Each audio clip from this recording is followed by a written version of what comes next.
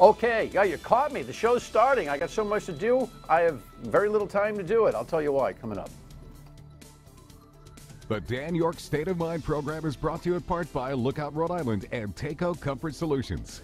All right, powerhouse program tonight. Richard Arenberg is back. He is a political scientist at Brown University, and Marc Genest, who speaks on his own, but of course teaches at the Naval War College. They both speak on their own, but the Naval War College thing is always something we get out in front because, you know, it's a little touchy, government situation, you know what I mean? And everything's a little touchy this week, right? So we're going to be talking a little bit about how the healthcare thing blew up, what's going on with North Korea, and we hope that doesn't blow up. But of course, everything this week has been NFL, you know, the money cut, so to speak, from last Friday. Wouldn't you love to see one of these NFL owners, when somebody disrespects our flag, to say, get that son of a off the field right now, out, he's fired. He's fired! I like Bob very much, he's my friend, but he gave me a Super Bowl ring a month ago, right? So he's a good friend of mine, but and I want him to do what he wants to do, but we have a great country. We have great people representing our country, especially our soldiers, our first responders, and they should be treated with respect. You know, these guys came on for their own specific expertise, which is broad, actually. But I said, all right, listen, we got to get your take on it. I got to get your take on the NFL thing. And you both going,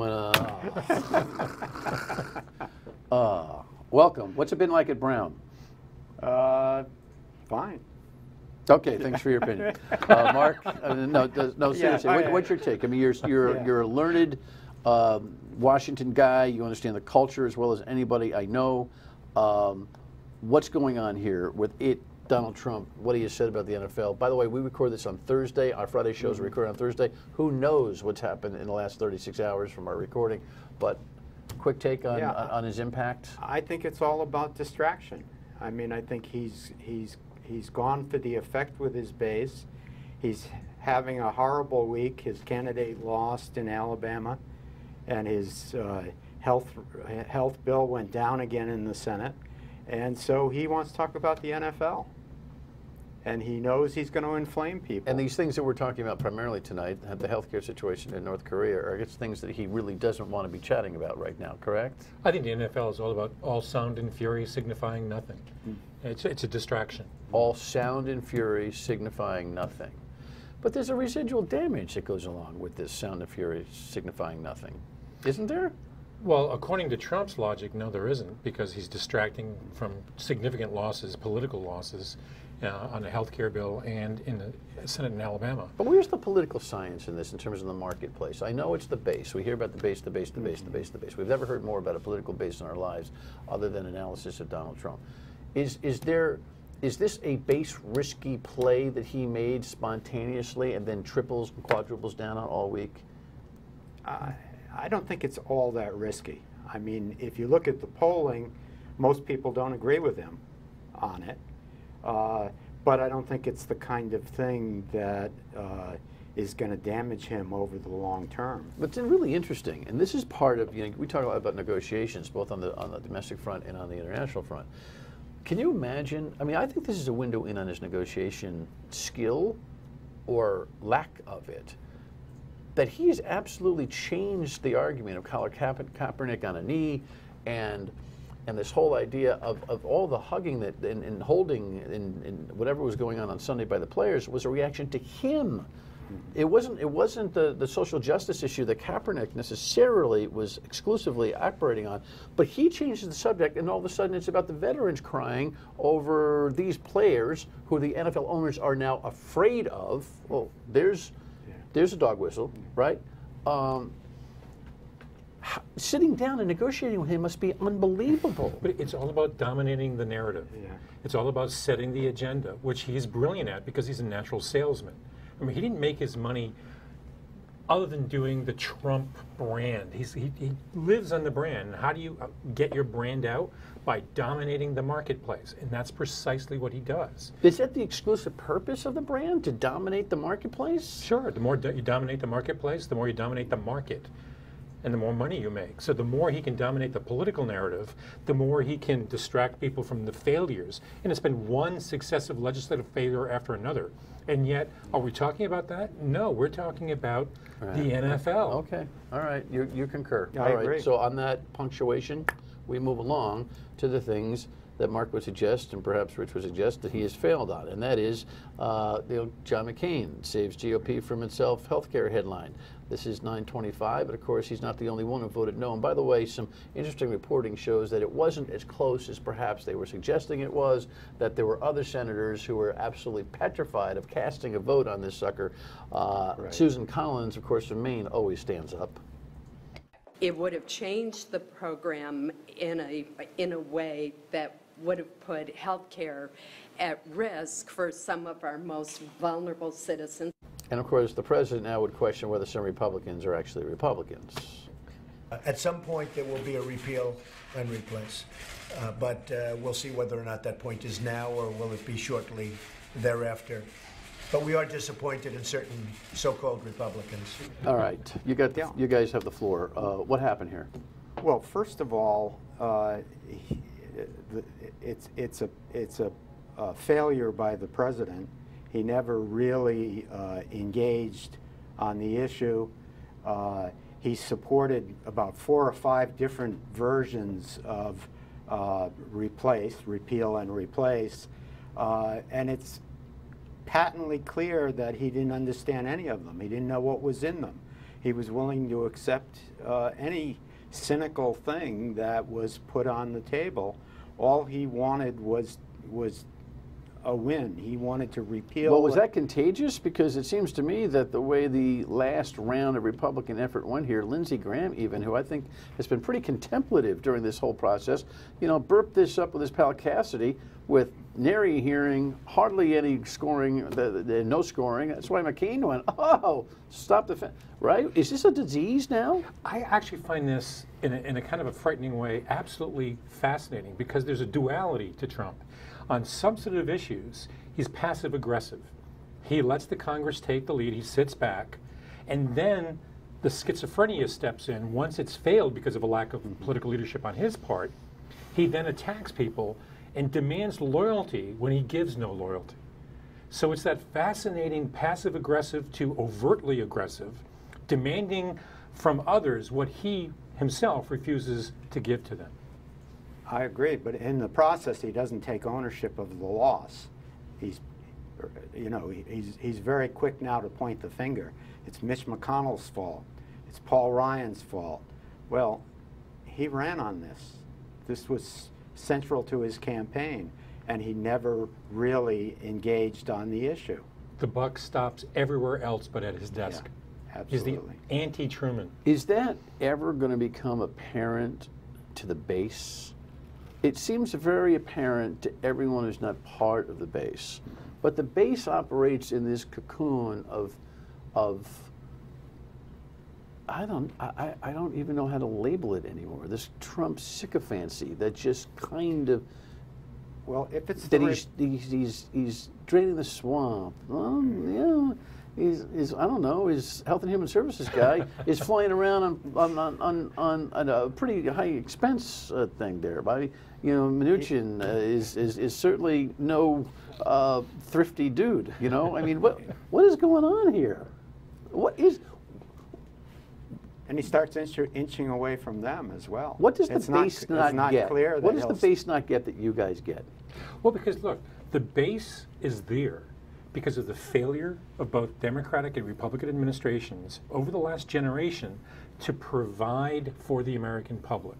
They feel that they're isolated, alienated from the processes that go on in Washington, D.C., that Washington thinks of itself in re-election of its own members of Congress rather than their constituents. So if you had that for a long period of time, it is just vicious anger lashing out at the system, saying, I want to destroy the system because it's not doing things for me, and therefore Trump is the ultimate destructive monster. That's what they're looking at, and that's why he remains popular among his base, because the base is all about destroying it before you can rebuild it. But it's a narrow base. It's the Trump base. I mean, you're not talking about the Republican base per se, right, which is gradually eroding away from him. It's still, he's still, you know, he's still got it in the up, you know, in the above 80% somewhere, but it's not the 96% that he started with. But at what juncture does the base not get that their expectations for him have been not executed? They see that it's just noise. There really is no tangible example of the kind of productive tumult that they would want. They didn't get the bills passed. They don't have anything in their hands unless this discussion of brand is all about dominating for the sake of dominating, or tumult is the beginning and the end of the need by the citizens. If that's all it is, then it'll last forever. Remember, Trump has historically low approval ratings. So the vast majority of Americans have read that tea leaf and said, yeah, that was a mistake. Doesn't mean that there's not going to be a core, you know, level of supporters who are going to be with him to the very end. But that core level of supporters, and you're so good at measuring the Senate, you got senators like Corker going, you know what, I've had it with this. I got no cover here. McConnell can't get anything done. He's been rendered useless. Schumer is kind of, you know, is the New York City pal now. This guy's like, you know, Rocky chasing the chicken, the president. You can't figure out where he's going to be anywhere. But those senators, in terms of re-election worries, as their cycles come up, think this base can still take them out. And that's why it's an important crowd, right? That's right. That's why they walk very gingerly right now. However, he has no friends in the Senate. There's nobody who's willing to fall on their sword for Donald Trump. And historically, presidents sometimes come to those moments in time, often when they're in trouble in a scandal. So I've said this to you before, keep your eyes on Bob Mueller. You know, there are not Republican senators in the Senate who are willing to fall on their sword. Well, interestingly enough, in Alabama, the base actually disagreed with Trump. He tried to go a little bit establishment with a guy who was a bad candidate, and they got a guy worse than Trump who doesn't even know what DACA is and thinks that homosexuality is illegal. That's going to be in the U.S. Senate. Hello? Yeah. What's Roy Moore going to bring to the table? Again, he made a decision without really fully understanding what was going on in that race. And then deleted all his tweets in support of the other guy and said this guy's going to be terrific. I mean, if anything, in terms of his agenda, Mo Brooks, the congressman who finished third, probably would have been the best choice for him if he'd supported him from the beginning. All right, when we come back, the serious stuff. I mean, this is all serious stuff, but the North Korea thing, it's serious stuff. Stay with us.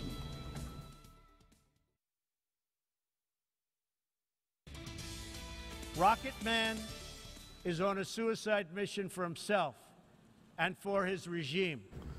Rocket Man. Okay, we've been North Korean a lot with you. Actually, why don't we just go ahead and give the North Korean response to this rhetorical barrage that the president has sent that way. If anyone thinks such remarks that is nothing more than a dog's barking can frighten us, it is really a wild dream.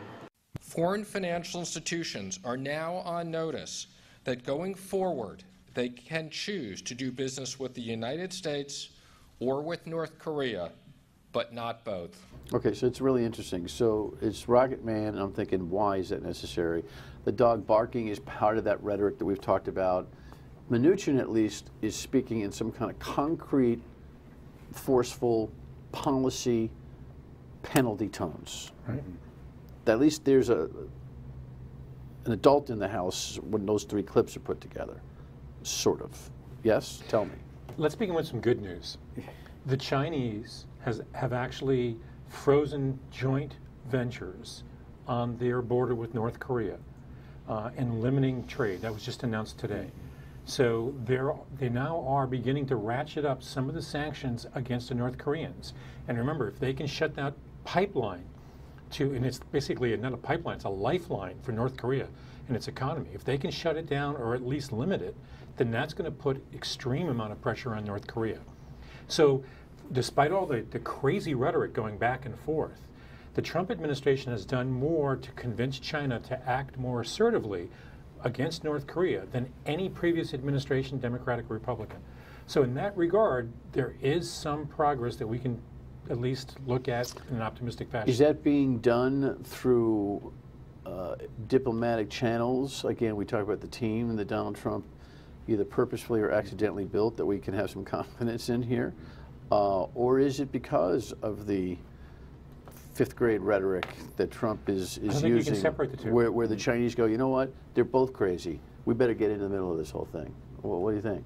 You can't separate the two? No, it's you know, the velvet glove and the iron fist. The iron fist is in the rhetoric saying, look, when push comes to shove, and it's a message both to North Korea, but also to China, you don't want this to go too far, right? And so that's putting pressure on China. And then diplomatic angle, behind closed doors going, look, we need some help here, and this is getting dangerous. You need to step in. Yeah, I basically agree with that. I think there is, however, a risk that you're pointing to, a tremendous risk, more than any president's taken before in the nuclear age, of walking out onto the edge of that cliff.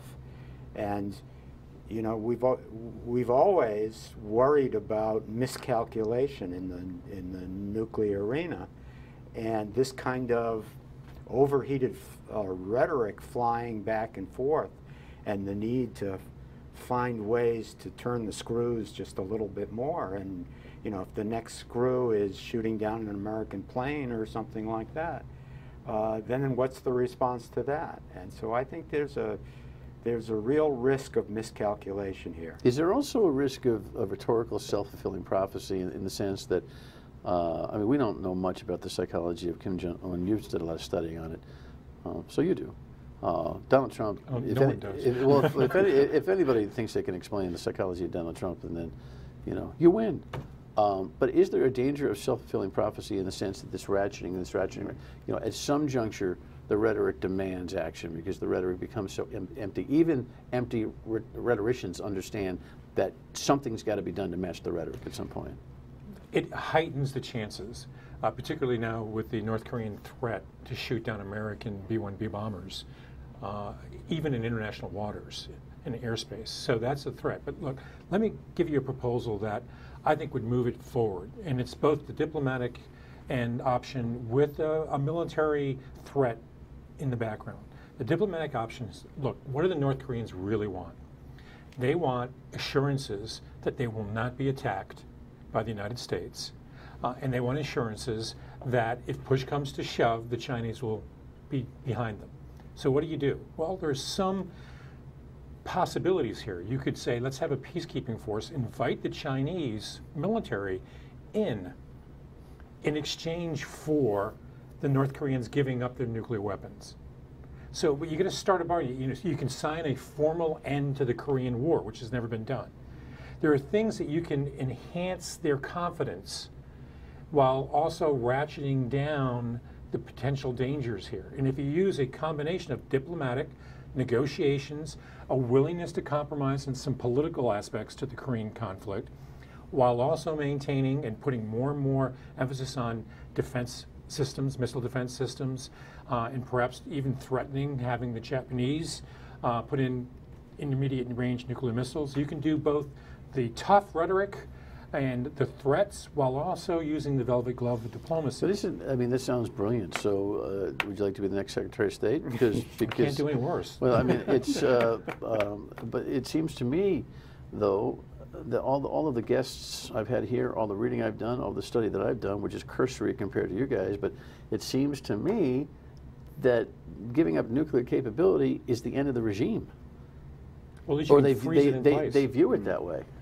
So that is the ultimate.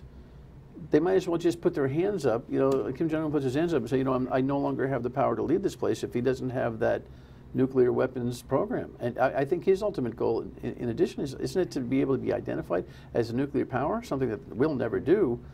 We may wink at him, but he wants that international recognition.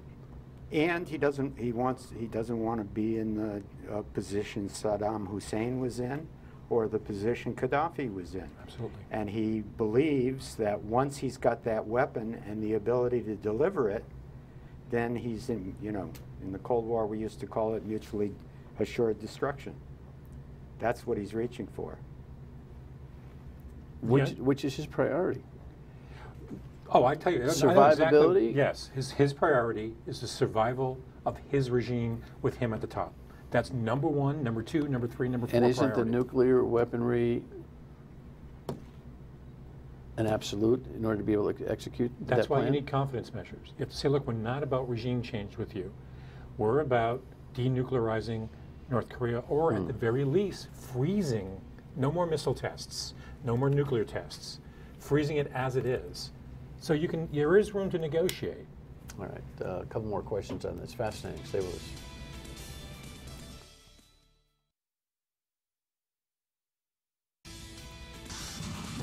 You know, some would say that without that capability in North Korea, that Kim Jong-un can't hold on to the power over his people. You would suggest that even his basic military and ruthless disposition is enough to keep everybody in check there. He has 5 million men under arms. That's more than enough to keep a population of 35 million subdued. So that's never a worry for him. No. I mean, it's an awful humanitarian thing to say, okay, well, that's good. Right? Isn't that kind of, morally paradoxical to be able to say, okay, that's good. That he's got them in check. Sure it is. When the human rights violations, I'm sure, are astronomical up there. No, nukes are to deter the United States and South Korea and to give him prestige regionally. That's the reason he wants to. Where are we going? Every time I bring you guys in, I go, where are we going next? And you come back in and we go, wow, this roller coaster ride is incredible. Yes. We got to get a tax plan. Do you think we're going to get a tax reform plan? By the way, this middle class, bonanza that's supposed to be, everything I've looked at in the last 2 days tells me that there's nary a doggone nickel for the middle class. Yeah, exactly. And it's not paid for. So the devil will be in the details, because when they put it through the process, they're going to have to pay for all of this lost revenue. So right now they're talking about the cut side, but not fully talking about how they're going to pay for it. And because they're going to use that reconciliation process, it's got to be revenue neutral. No one in America, except for you two guys and a few others, understands the reconciliation process. You're brilliant at this. Give me 30 seconds on it. Okay. They're making exactly the same mistake they made on the health bill. Make it a 50 vote. They're using a process under the budget tools that was not intended for this, so that they can pass something in the Senate by a simple majority, so that the Republicans can do it without any Democratic input, without any Democratic buy-in. But then some Republicans get a soul and a conscience, and they go, we can't do some of this kind of stuff, and they fail at it again. Well, that's right. That's right. The question is, will there be a tax bill that he can put together that will get him 52 Republican votes? And under the present system, Rhode Islanders would really get hurt, because you can't deduct your state taxes on your federal income tax. It's not like our property taxes are cheap. Yeah, right. All right, guys. Thank you for your expertise. Have a great weekend. Enjoy the NFL games, however they come out. We'll tell you what's next.